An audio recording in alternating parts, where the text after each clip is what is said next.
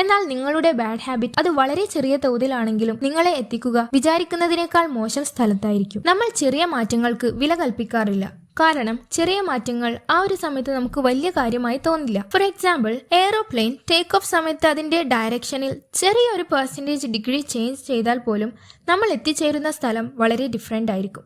അതേപോലെ നമ്മളുടെ ഹാബിറ്റിലുള്ള ചെറിയ മാറ്റങ്ങൾ നമ്മളെ മറ്റൊരു ഡെസ്റ്റിനേഷനിൽ എത്തിക്കും. അത് നല്ല ഹാബിറ്റ് ആയാലും മോശം ഹാബിറ്റ് ആയാലും ഒരു പോയിന്റ് വരെ അതുണ്ടാക്കുന്ന പ്രോഗ്രസ് നമുക്ക് ഫീൽ ചെയ്യണമെന്നില്ല.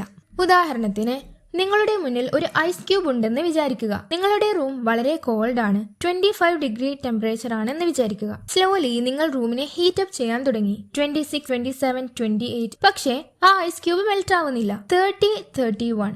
Still nothing happened. Then 32 degree. Ice മെല്ലെ മെൽറ്റ് ആവാൻ തുടങ്ങി.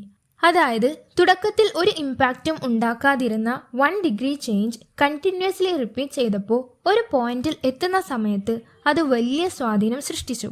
നിങ്ങൾക്കൊരു നല്ല ശീലം തുടങ്ങണമെങ്കിൽ 1% അതിനോടടുക്കാൻ ദിവസവും ശ്രമിക്കുക. നിങ്ങൾ 1% ഒരു നല്ല ഹാബിറ്റിലേക്കാണ് പോകുന്നതെങ്കിൽ അത് വലിയ മാറ്റം